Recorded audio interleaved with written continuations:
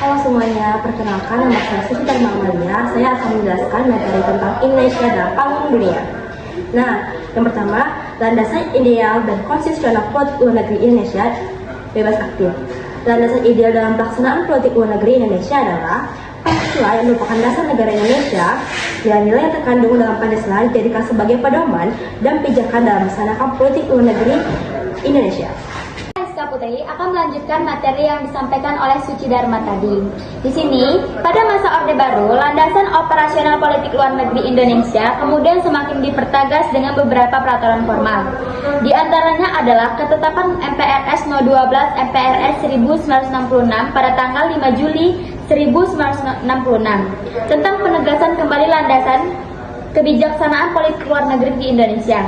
Adapun TAP MPRS ini menyatakan bahwa sifat politik luar negeri Indonesia adalah bebas aktif anti-imperialisme dan kolonialisme dalam segala bentuk manifestasinya dan ikut serta melaksanakan ketertiban dunia yang berdasarkan kemerdekaan, perdamaian abadi, dan keadilan sosial. 2. Mengabdi kepada kepentingan nasional dan amanat penderitaan rakyat. Politik luar negeri yang bebas dan aktif diusahakan agar Indonesia dapat terus meningkatkan perannya dalam memberikan sumbangan untuk turut serta menciptakan perdamaian dunia yang adil dan kerjasama. Landasan operasional kebijakan politik luar negeri RI dipertegas lagi dalam ketetapan MPR No. 4 MPR 1973 tentang garis-garis besar haluan negara tanggal 22 Maret 1973 yang berisi negeri Indonesia juga lebih difokuskan pada upaya pembangunan bidang ekonomi dan peningkatan kerjasama dengan Indonesia internasional. Selanjutnya, ketetapan ini juga menetapkan saranan-saranan yang harus dicapai dalam pelaksanaan politik dan hubungan luar negeri, yaitu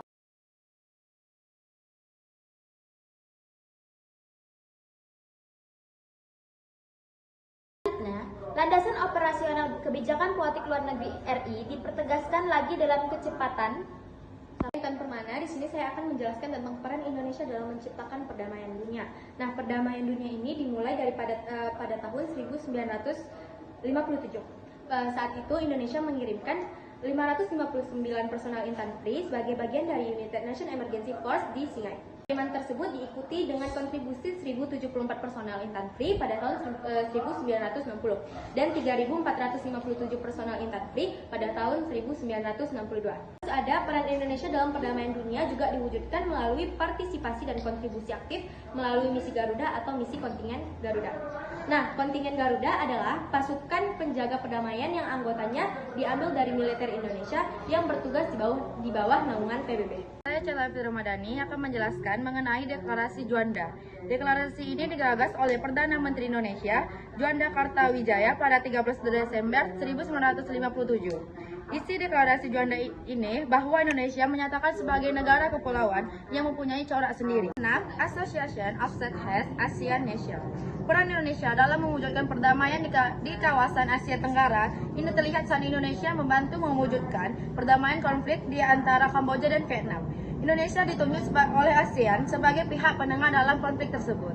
Saya Nurfatina Casani akan menjelaskan tentang 7 Organisasi Konferensi Islam Indonesia atau OKI.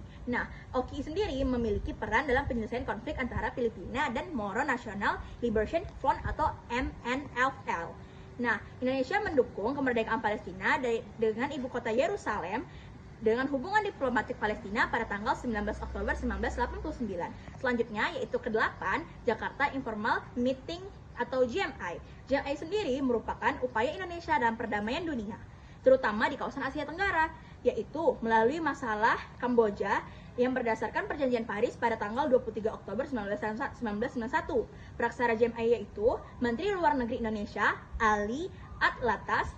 Yang ke-8 yaitu Jakarta Informal Meeting atau GMI. Nah, GMI sendiri merupakan perang Indonesia terhadap perdamaian dunia, terutama pada kawasan Asia Tenggara, yaitu dalam menyelesaikan masalah Kamboja. Saya Nadila Citra akan menjelaskan tentang peranan penting Indonesia dalam perdamaian dunia. Yang ketiga, Konferensi Asia Afrika atau KAA. Upaya pertama yang dilakukan Indonesia oleh Perdana Menteri dimulai pada tanggal 25 Agustus 1953 dengan menyampaikan program pemerintahan di hadapan Dewan Perwakilan Rakyat sementara. Yang keempat, ada gerakan non-blok atau GNB. Pada tahun 1992, peranan penting lain dari Indonesia bagi KTT GNB adalah sebagai tuan rumah dan Presiden Soeharto sebagai ketua GNB.